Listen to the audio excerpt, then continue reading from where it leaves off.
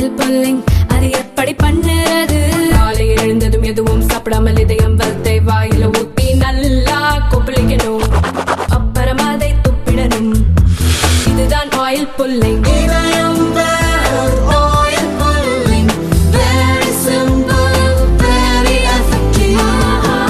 ஜல் ஜீவன் மிஷன்ல குடிநீர் connection, toilet வசதி, அதே மாதிரி அவர்களுக்கு பிரைம் மினிஸ்டருடைய கரீப் கல்யாண் அண்ணா யோஜனா கீழே உணவு பாதுகாப்பு, இப்படி பல்வேறு திட்டங்கள் நிறைவேற்றியதன் மூலமாக மக்களுடைய வாழ்க்கை தரம் உயர்ந்து 25 கோடி பேர் பிபிஎல் என்று சொல்லக்கூடிய பிலோ பாவர்ட்டி லைன்ல இருந்து அவர்கள் உயர்ந்த நிலைக்கு வந்திருக்கிறார்கள். அதை நோக்கி இந்த ஜீரோ பாவர்ட்டி நோக்கி நம்மளுடைய அரசாங்கம் இந்த பட்ஜெட்டை தாக்கல் செய்து கொண்டிருக்கிறது. அதே போல ஸ்கூல் எஜுகேஷன்ல 100% குவாலிட்டி எஜுகேஷன் உறுதி செய்யப்பட வேண்டும் என்பது, 100% தரமான பள்ளி கல்வியை கொடுக்க வேண்டும் என்ற இந்த பட்ஜெட். அதே போல இந்த பட்ஜெட்டினுடைய அஃபோர்டபுள், அதாவது அனைவருக்கு ஏற்றவாறு சுகாதார வசதிகள் ஏற்படுத்தி கொடுக்க வேண்டும் என்ற இந்த நோக்கத்துடன் இந்த பட்ஜெட். அதே போல நம்மளிடத்துல ஒரு மிகப்பெரிய மேன் பவர், இன்னைக்கு உலகத்திலேயே அதிகமான மேன் பவர் இருக்கிற நாடு நம்மளுடைய பாரத நாடு. 140 கோடி மக்கள் தொகை இருக்கிற நாடு, அதிகமான இளைஞர்கள் இருக்கிற நாடு. இதுல இந்த இளைஞர்களை ஸ்கில்டு மேன் பவராக, ஏன்னா இன்னைக்கு நம்ம உலகம் முழுவதும் பார்க்கிறோம், இந்தியாவினுடைய மேன் பவர் தான் இன்னைக்கு உலகத்தையே ஆண்டு கொண்டிருக்கிறார்கள். அந்த மேன் பவரை இன்னும் நாம பட்டத்தீட்டிய மேன் பவராக நம்மளுடைய இளைஞர்களை ஸ்கில்டு மேன் பவர்களாக உருவாக்க வேண்டும் என்பது லேபர் தொழில். இன்னைக்கு பார்க்குறோம், கேரளாவிலிருந்து நர்சிங் கேர், இது உலகம் முழுவதும் இன்னைக்கு போய் கொண்டிருக்கிறார்கள். தமிழ்நாட்டிலிருந்து இன்னைக்கு உலகம் முழுவதும் நம்மளுடைய ஸ்கில்டு எம்ப்ளாயிஸ் லேபர்கள் போய் கொண்டிருக்கிறார்கள்.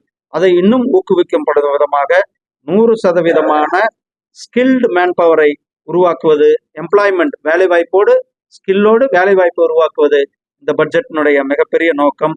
அதே போல விமன் எம்பவர்மெண்ட், நம்ம எல்லாம் இப்போ கடந்த 10 ஆண்டுகள்ல வரலாற்று சிறப்பு மிக்க ஒரு சட்டத்தை கூட கொண்டு வந்தார் நம்மளுடைய மாண்புமிகு பிரதமர் திரு. என்னன்னா, பாராளுமன்றத்திலும் சட்டமன்றத்திலும் 33% இடஒதுக்கீடு சட்டத்தை கொண்டு வந்தார்கள். அதே போல நாரி சக்தி என்று சொல்லக்கூடிய மகளிர் மேம்பாட்டுக்காக அனைவருக்கும் வீடு கட்டும் திட்டத்துல கூட அந்த வீட்டினுடைய பட்டா மகளிர் பேர்ல தான் நம்ம கொடுத்திருக்கிறோம். அதே மாதிரி ட்ரோன் தீதி, மகளிருக்கு செல்ஃப் ஹெல்ப் குரூப்கள் மூலியமாக வேலை வாய்ப்பு, சுயமா அவர்கள் இருக்க வேண்டும் என்பதற்காக, அதுபோல 70% முத்ரா லோன், இப்படி நிறைய சொல்லி கொண்டு போகலாம். 70% மகளிர் மேம்பாட்டிற்கு அவர்களை உயர்த்துவது இதனுடைய இந்த பட்ஜெட்டினுடைய நோக்கமாக இருக்கிறது. 2025-26 பட்ஜெட்டினுடைய நோக்கமாக இருக்கிறது. அடுத்தபடியாக இந்த பட்ஜெட்டினுடைய மிகப்பெரிய ஒரு சாராம்சம், உலகத்திற்கு உணவு கொடுக்கும் நாடாக இந்தியா, அதாவது உலகத்திற்கே food basket of the world, இந்தியாவிலிருந்து அனைத்து பகுதிகளுக்கும் உணவு நாம் கொடுப்பதற்கான ஒரு மிகப்பெரிய ஒரு நோக்கத்தோடு, மிகப்பெரிய ஒரு இலக்கோடு நாம் விவசாய துறையை மேம்படுத்துவதற்கான முக்கியத்துவத்தை இந்த பட்ஜெட்ல நாம் கொடுத்திருக்கின்றோம். இந்த பட்ஜெட்டினுடைய சாராம்சம் நான் சொல்லியிருக்கேன், அதுல மொத்தமாக 4 பகுதிகளாக பிரிக்கப்பட்டிருக்கிறது. ஒன்று அக்ரிகல்ச்சர் செக்டர், அதாவது விவசாயத்துறையினுடைய ஒரு துறையாகவும், இன்னொன்று எம்எஸ்எம்இக்கள், அதாவது மீடியம் ஸ்மால் மைக்ரோ என்டர்பிரைசஸ், அது மூன்றாவதாக இன்வெஸ்ட்மெண்ட் என்று சொல்லக்கூடிய அடிப்படை எஜுகேஷன் ஆகட்டும், ஹெல்த் ஆகட்டும், இதெல்லாம் நாம் அதிகமான கவனம் செலுத்துகின்ற துறைகளாக இந்த துறைகளை நாம் எடுத்திருக்கிறோம். அதில் நான் ஒன்னொன்னா இந்த பட்ஜெட்டினுடைய சிறப்பம்சங்கள், இந்த பட்ஜெட்ல நமக்கு எந்த அளவுக்கு நான் சொன்ன ஏற்கனவே இன்க்ளூஷன், அனைத்து பகுதி மக்களையும் உள்ளடக்கிய பட்ஜெட்டாக இருக்க முடியும் அப்படின்னு சொல்லியிருக்கிறோம். அதே போல நாம் உலகத்திற்கு வழிகாட்டியாக நாடாக இருக்கின்ற பட்ஜெட்டாக இருக்கின்றோம். அதே போல இந்த பட்ஜெட்டினுடைய மிக முக்கியமான சாராம்சம், உலகத்திற்கு உணவு கொடுக்கும் பட்ஜெட்டாக இந்த பட்ஜெட் நாம இலக்கு நிர்ணயித்து படியெடுத்து வைத்திருக்கிறோம். அதே போல உலகத்தினுடைய மேனுஃபேக்சரிங் ஹப், அதான் எம்எஸ்எம்இ, அனைத்து உலகத்திற்கு make in India for world, இந்தியாவில் தயாரிக்கப்படுகின்ற பொருள்கள் உலகம் முழுவதும் சென்று சேர வேண்டும் என்ற அந்த லட்சியத்தோடு நம்மளுடைய இந்த பட்ஜெட்டானது நிறைவேற்றப்பட்டிருக்கிறது. நாம விவசாயத்துறை எடுத்துக்கொண்டால், நம்ம பாண்டிச்சேரி பொறுத்தளவுக்கு விவசாயத்துறையில பல்வேறு துறைகளில் இந்த விவசாயத்தை போற்றும் விதமாக 100 டிஸ்ட்ரிக்ட்களை தேர்ந்தெடுக்கப்பட்டு அந்த 100 டிஸ்ட்ரிக்ட்களில் அதிகமான, அதாவது குறிப்பாக ஆஸ்பிரேஷன் டிஸ்ட்ரிக்ட்கள் எல்லாம் இந்த அதிகமான விவசாயத்தை விவசாயிகள் பயன்பெறும் விதமாக இரட்டிப்பாக்கின்ற பயிர்கள் அல்லது அவர்களுடைய உற்பத்தியானது இரட்டிப்பாக்குவதற்கான ஒரு மிகப்பெரிய ஒரு திட்டத்தையும், அதே போல தண்ணி ஹார்வெஸ்ட், போஸ்ட் ஹார்வெஸ்ட், ஸ்டோரேஜ், இது மாதிரி அனைத்து வசதிகளையும் உள்ளடக்கின்ற ஒரு மிகப்பெரிய ஒரு விவசாயத்தில் கொண்டு வரும். ரெண்டாவது, உங்களுக்கு தெரியும் ஃபிஷரிஸ், நம்மளுடைய பாண்டிச்சேரி, நம்ம தமிழ்நாடு, இந்த கோஸ்டல் பகுதியெல்லாம் மீன் வளத்தை நம்பி இருக்கின்ற இந்த அதிகமாக இருக்கு. அதிகமாக உலகத்திலேயே 2வது நாடாக நம்மளுடைய நாடு இருக்கிறது. அதாவது எக்ஸ்போர்ட்ல மீன் பொருட்கள், அதே போல இந்த மெரைன் அக்வாகல்ச்சர் என்று சொல்லக்கூடிய நம்ம இறால் பண்ணை, இறால் ஏற்றுமதியில உலகத்திலேயே நாம் 2வது இடத்துல இருக்கிறோம். கிட்டத்தட்ட 60,000 கோடி ரூபாய்க்கு ஆன இதனுடைய எக்ஸ்போர்ட் நாம் பண்ணி கொண்டிருக்கின்றோம். அதை இன்னும் மேலும் இந்த துறையை வலுப்படுத்தும் விதமாக இந்த துறையில் இருக்கின்ற இந்த 12 கிலோமீட்டர் வரல மீன், அதுக்கு பிறகு பிடிக்கிற அந்த எக்கனாமிக் ஜோன் என்று எக்ஸ்க்ளூசிவ் எக்கனாமிக் ஜோன் அண்ட் ஹைசி, ஆழ்கடல்ல மீன் பிடிப்பதற்கு சஸ்டைனபிள் ஒரு நிரந்தரமாக நமக்கு மீன் வளத்தை பெருக்கும் விதமாக ஒரு மிகப்பெரிய ஒரு திட்டத்தை கொண்டு வரப்படும். அதே போல அந்தமான் நிக்கோபார் மற்றும் லட்சத்தீவுகள்ல இன்னும் அதிகமான இந்த ஆழ்கடல் மீன் பிடிப்பை ஊக்குவதற்கான திட்டங்களை கொண்டு வரப்படும் என்ற ஒரு அறிவிப்பை இது கொடுக்கப்பட்டிருக்கிறது. அதே போல மீனவர்களுக்கு பால் துறையில தங்களை ஈடுபடுத்தி கொண்டிருக்கிறவர்களுக்கு ஏற்கனவே நம்முடைய மாண்புமிகு பிரதமர் திரு நரேந்திர மோடிஜி அவர்கள் கிசான் கிரெடிட் கார்டு என்று சொல்லக்கூடிய விவசாயிகளுக்கான கடன் அட்டை 3 லட்சம் ரூபாய் வரலும் நம்ம அவர்களுக்கு எந்தவித கேரண்டி இல்லாம அவங்க மீனவரா பதிவு இருந்தால் போதும், அந்த மீனவருக்கு 3 லட்சம் ரூபாய் கிசான் கிரெடிட் கார்டு திட்டத்தை நம்ம நடைமுறைப்படுத்தி கொண்டிருக்கின்றோம். அது இந்த பட்ஜெட்ல 2025-26 பட்ஜெட்ல 5 லட்சம் ரூபாயாக நம்மளுடைய மாண்புமிகு பிரதமர் திரு நரேந்திர மோடிஜி அவர்கள் உயர்த்தி கொடுத்திருக்கிறார்கள் மீனவர்கள் பயன்பெறும் விதமாக. அதே மாதிரி சின்ன சின்ன மாடு வச்சு பால் கறக்கிறவங்க அவர்களுக்கெல்லாம் பயன்பெறும் விதமாக இந்த கிசான் கிரெடிட் கார்டு என்று சொல்லக்கூடிய விவசாயிகளுடைய கடன் அட்டை மீனவர்களுக்கும் பால் துறையில் இருப்பவர்களுக்கும் அதே மாதிரி விவசாயிகளுக்கும் பயன்பெறக்கூடிய அந்த திட்டத்தை நம்முடைய மாண்புமிகு பிரதமர் திரு நரேந்திர மோடிஜி அவர்கள் நமக்கு கொடுத்திருக்கிறார்கள்.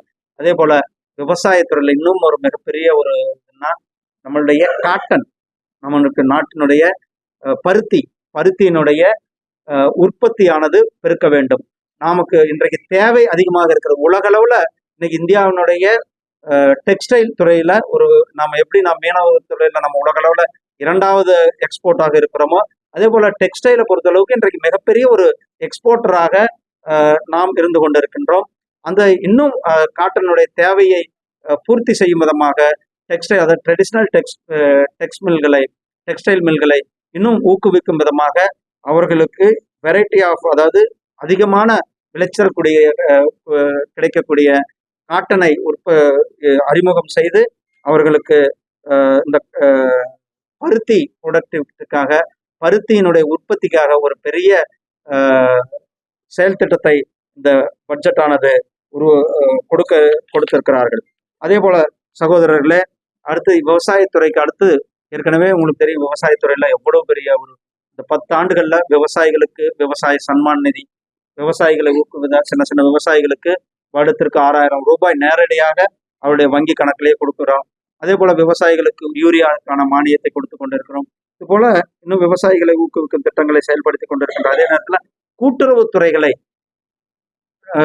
அதிகமாக, அது குறிப்பாக மீனவர்கள் அதிகமான இருக்கின்ற பகுதிகள் விவசாயிகளை கூட்டுறவு சங்கங்கள் மூலியமாக அவர்களை ஒருங்கிணைப்பதன் மூலமாக நேஷனல் NCDC என்று சொல்லக்கூடிய அமைப்பு மூலமாக இன்னும் அதிகமான லெண்டிங் வசதிகள், அதாவது கடன் பெறுகின்ற வசதிகளை கொடுக்கக்கூடும் என்ற அந்த மிகப்பெரிய ஒரு திட்டத்தையும் நமக்காக அறிவித்திருக்கிறார்கள்.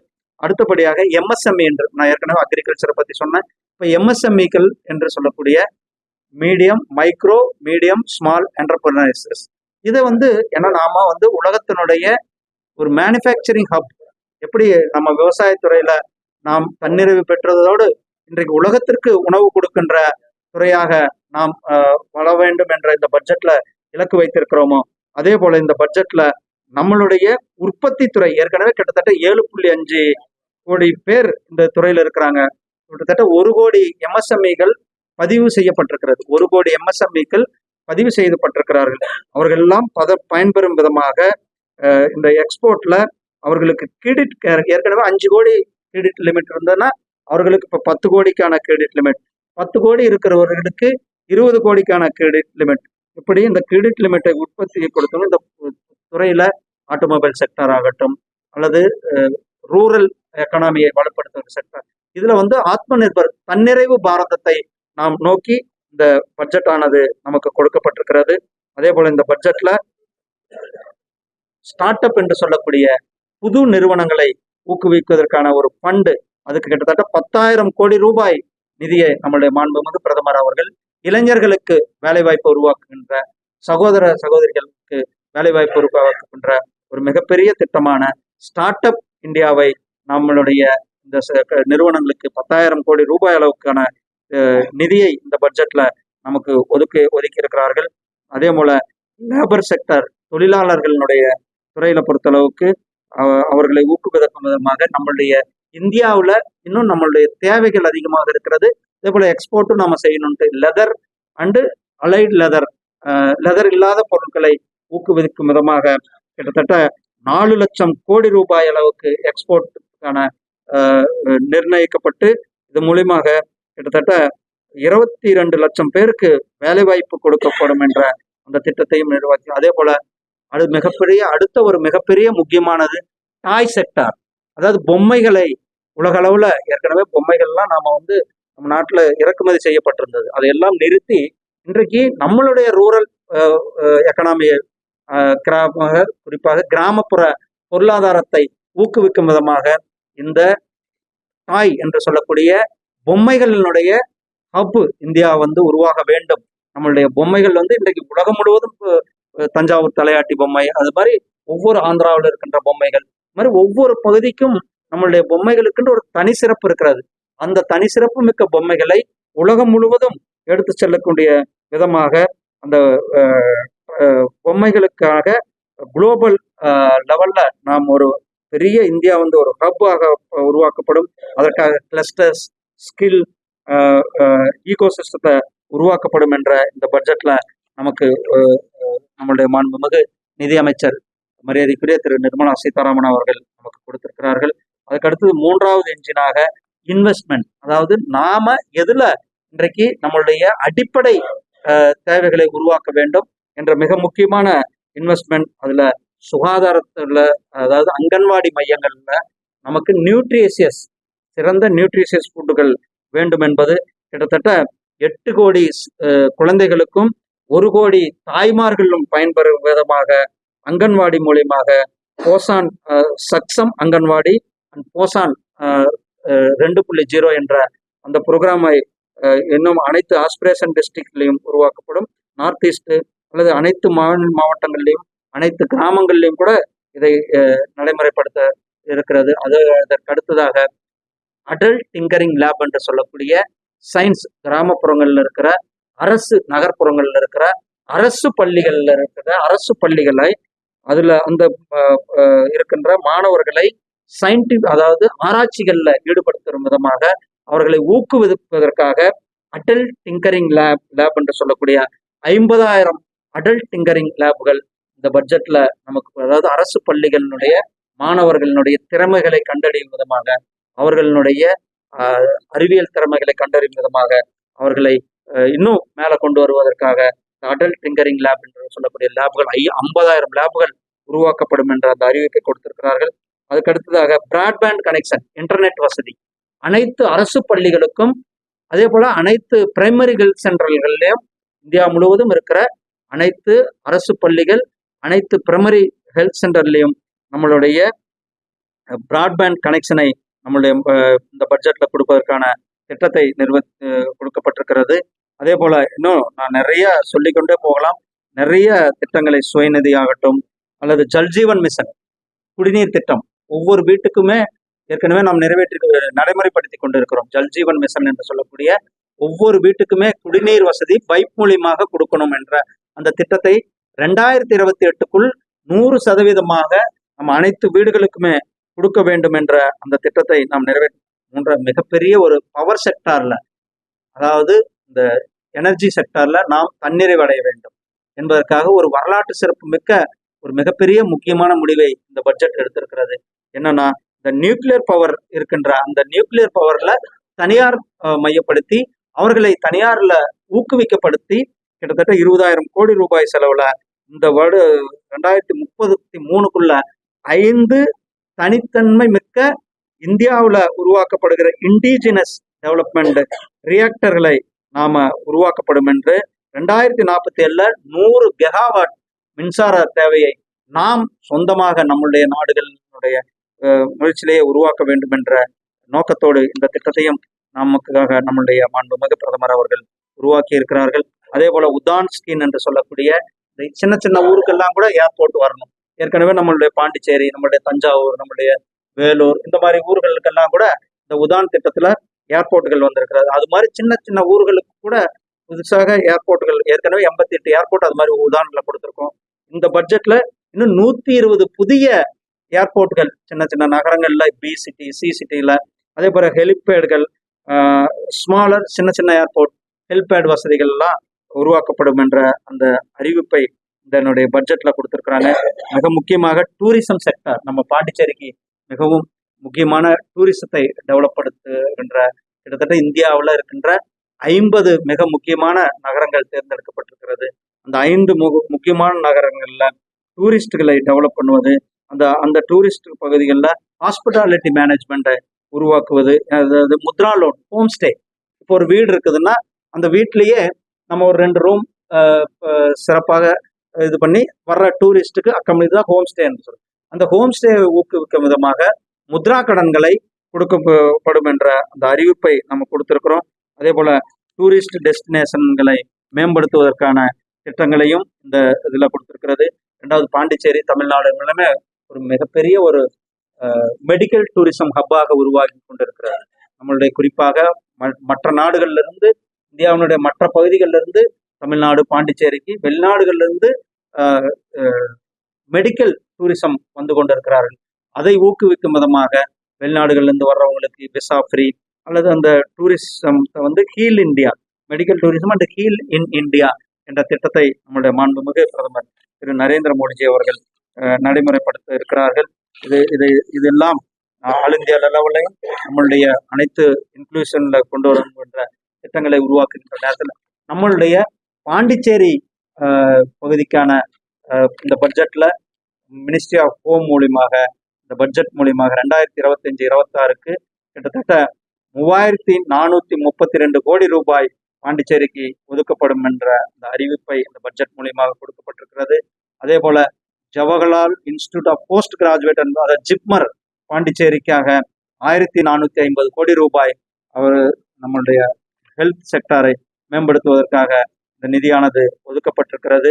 அது இல்லாமல் கூடுதலாக 150 கோடி ரூபாய் கேபிட்டல் அசட் கிரியேட் பண்ணுவதற்காகவும் and grant in aid for சேலரிக்காகவும் 949 கோடி ரூபாயும் ஒரு 150 கோடி ரூபாயும் கூடுதலாக நம்மளுடைய ஜிப்மர் பாண்டிச்சேரிக்காக ஒதுக்கப்பட்டிருக்கிறது.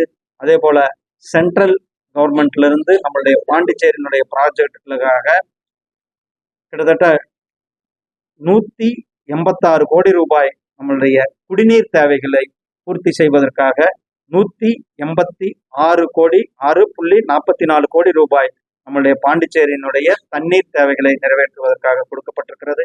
அதே போல இந்த பட்ஜெட்ல பாண்டிச்சேரி, காரைக்கால், மாஹி இந்த பகுதிகளுக்கு இருக்கின்ற ரயில்வே நிலையங்களை அமிர்த் பாரத் ரயில்வே திட்டங்கள் மூலியமாக ஏற்கனவே பாண்டிச்சேரியில வேலை நடந்து கொண்டிருக்கிறது. இன்னும் அதை வந்து முழுமைப்படுத்துகின்ற விதமாக இந்த திட்டங்களை 4 ஆண்டுகளுக்குள்ள முடிக்கப்படும் என்ற இந்த இன்ஃப்ராஸ்ட்ரக்சர்ல சொல்லியிருக்கிறது. அதே போல நான் ஏற்கனவே சொன்ன கிசான் கிரெடிட் கார்டு, அதில் கிட்டத்தட்ட பாண்டிச்சேரியில் மட்டுமே இந்த மீனவர்கள் அவர்கள் பயன்பெறும் விதமாக 16,000 கிசான் கிரெடிட் கார்டு ஆனது நம்மளுடைய பாண்டிச்சேரி கொடுக்கப்பட்டிருக்கிறது. அதுல அவர்கள் 3 லட்சத்திலிருந்து 5 லட்சம் ரூபாய்க்கான நிதியை இது மூலயமாக பெற முடியும். அதே மாதிரி காட்டன் உற்பத்தியில நம்மளுடைய பாண்டிச்சேரிக்கு மிகப்பெரிய அளவுல வருமானம் வர இருக்கிறது. அதே போல பேசிக் கஸ்டம் டியூட்டி ஆனது நம்மளுடைய பாண்டிச்சேரிக்கு பொறுத்தளவுக்கு சப்போர்ட் டெக்ஸ்டைல் இண்டஸ்ட்ரியில சப்போர்ட் பண்ணும் விதமாக இந்த பாண்டிச்சேரிக்காக கொடுக்கப்பட்டிருக்கிறது. அதே போல நம்மளுடைய மிக முக்கியமான மிகப்பெரிய ஒரு அனௌன்ஸ்மெண்ட் இந்த பட்ஜெட்ல என்ன வந்திருக்குன்னா, நடுத்தர மக்கள் நம்ம எல்லாரும் இன்னைக்கு கிட்டத்தட்ட எல்லாரும் கூட 1 லட்சம் ரூபாய் மாசம் சம்பளம் வாங்கினா இனிமே வரி கட்ட தேவை. 12 லட்சம் ரூபாய் வரலும் சம்பாதிப்பவர்களுக்கு வரி கட்ட தேவையில்லை. அந்த வரியானது வந்து முழுமையாக விலக்களிக்கப்பட்டிருக்கிறது என்ற அந்த ஒரு பட்ஜெட் ஆனது நமக்கு மிகப்பெரிய ஒரு வரப்பிரசாதமாக இந்த பட்ஜெட் ஆனது இருக்கிறது. இந்த பட்ஜெட் மிக முக்கியமாக ஆத்ம நிர்பர் பாரத் என்று சொல்லக்கூடிய நம்மளுடைய தன்னிறைவு பாரதம், வளர்ச்சியடைந்த பாரதம் 2047 அதை நோக்கிய ஒரு மிகப்பெரிய பட்ஜெட்டாக இந்த பட்ஜெட் அனைத்து தரப்பு மக்களும் விரும்புகின்ற இந்த பட்ஜெட்டை நம்மளுடைய மாண்புமிகு பாரத பிரதமர் திரு நரேந்திர மோடிஜி அவர்களும்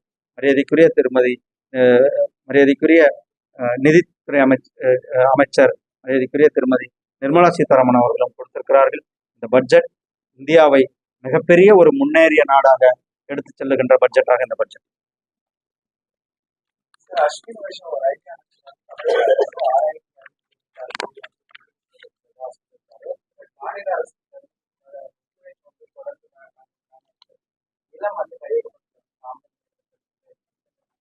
ரெண்டாயிரத்தி 14க்கு முன்னாடி ரயில்வேக்கு குறிப்பாக தமிழ்நாட்டுக்கு ஒதுக்கப்பட்ட தொகை வெறும் 800 கோடி ரூபாய் தான். ஆனா 2014 இருந்து ஒவ்வொரு வருடமும் 6,000 கோடி ரூபாய், போன பட்ஜெட்ல நம்ம 6,000 கோடி ரூபாய் நிதி ஒதுக்கிறோம். புதுசாக 9 ரயில் பாதைகளை கொடுத்திருந்தோம். இந்த பட்ஜெட்லயும் கிட்டத்தட்ட 6,000 கோடி ரூபாய்க்கு ரயில் பாதைகளை கொடுத்திருக்கிறோம். சென்னை எழும்பூர் ரயில் நிலையம் கிட்டத்தட்ட 800 கோடி ரூபாய் நிதியில இந்த ரயில் நிலையமானது மேம்படுத்தப்பட இருக்கிறது. கன்னியாகுமரி ரயில் நிலையம், பாம்பன் ரயில் நிலையம், இப்படி நம்மளுடைய பாண்டிச்சேரியினுடைய ரயில் நிலையம், காரைக்கால் ரயில் நிலையம், இதெல்லாம் கூட அமிர்த் பாரத் ரயில் திட்டத்தின் கீழே மேம்படுத்தப்படுகின்ற ரயில் நிலையங்களை நாம் செயல்படுத்தி கொண்டிருக்கின்றோம். தமிழ்நாடு அரசாங்கம் முழுமையாக ஒத்துழைப்பு கொடுக்க வேண்டும், நிலங்களை கையகப்படுத்தி சீக்கிரமாக கொடுக்க வேண்டும் என்பதுதான் அவருடைய வேண்டும்.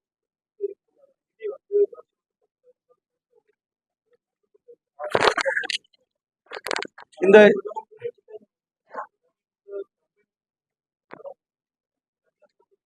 இல்ல சிறப்பு திட்டங்கள் நான் இப்ப சொன்னது எல்லாமே சிறப்பு திட்டங்கள் தான். இதை வந்து இங்க பாருங்க, இது வந்து அனைத்து மாநிலங்களையும் இது வந்து இன்க்ளூஷன் பட்ஜெட். நாம வந்து ஒவ்வொரு மாநிலத்தையும் பார்த்து கொடுக்கறது இல்லை. இப்ப அனைவருக்கும் வீடு கட்டு திட்டம், ஒரு நிமிஷம் நான் சொல்லிடுறேன், அனைவருக்கும் வீடு கட்டு திட்டம் எல்லா பக்கமும் கொடுக்குறோம்.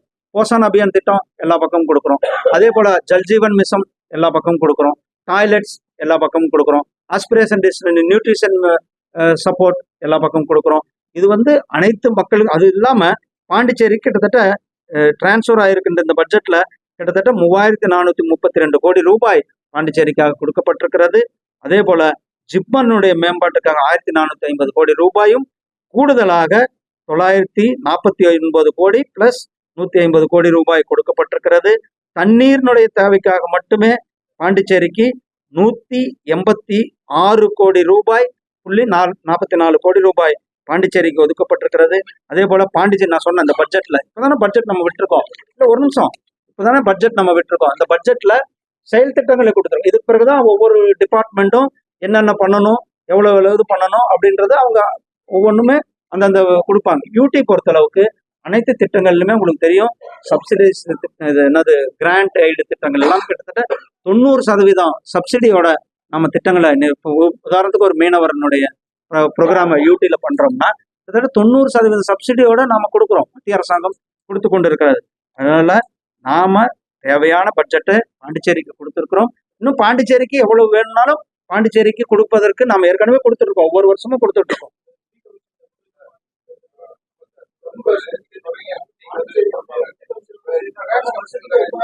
ஒவ்வொருத்தரும்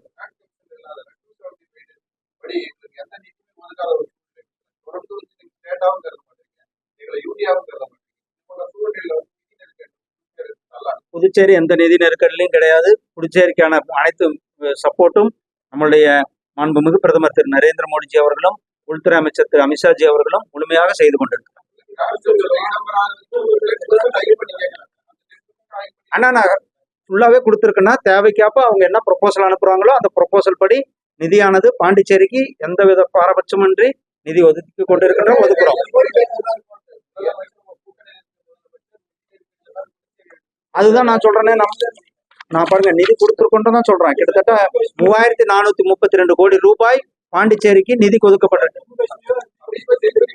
அண்ணா நீங்க பாருங்க ஒவ்வொரு மாநிலத்திற்கும் ஒவ்வொரு இது இருக்கு. ஒரு நிமிஷம் இருங்க, அப்படி இல்லைங்க. பாருங்க இந்த ஜம்மு காஷ்மீரை பொறுத்தளவுக்கு ஆர்டிகல் 370 நாம எடுத்திருக்கிறோம். எடுத்த பிறகு அங்க நம்ம இங்க ஏற்கனவே இன்ஃப்ராஸ்ட்ரக்சர் பண்ணியாச்சு. அங்க இன்ஃப்ராஸ்ட்ரக்சர் பண்ணி கொண்டு இருக்கிறோம். இங்க ஸ்டேச்சுரேஷன் ஆயிருக்கிறது. உங்க கோரிக்கை நான் நிதி அமைச்சர் சொல்றேன். நன்றி. இல்ல அது தனி ஏங்க இது ஒரு மிகப்பெரிய பட்ஜெட்டை வரவேறுங்க.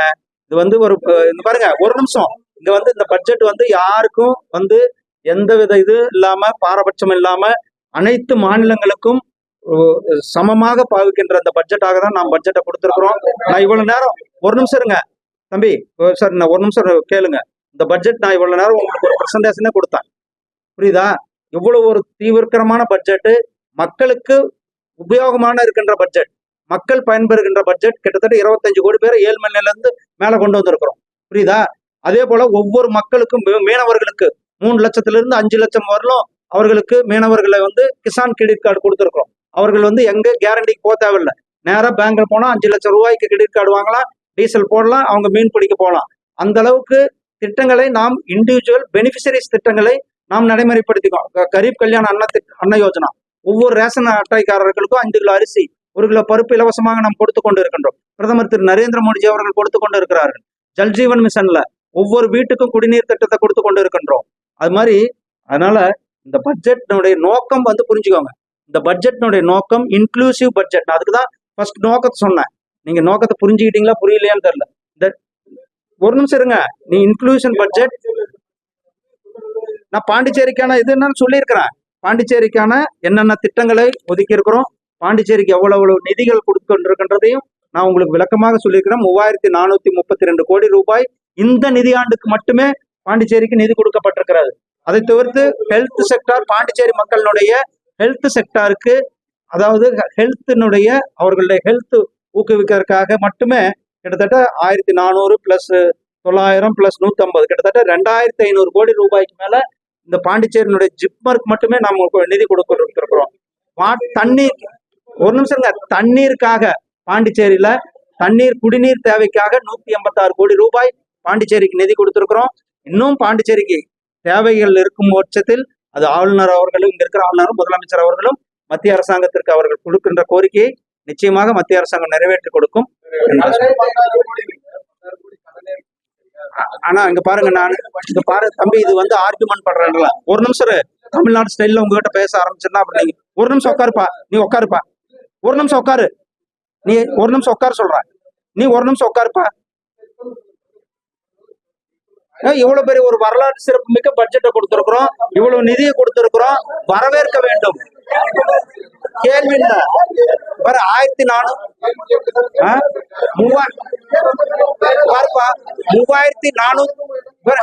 ஆர்கியூமெண்ட் பண்ணக்கூடாது.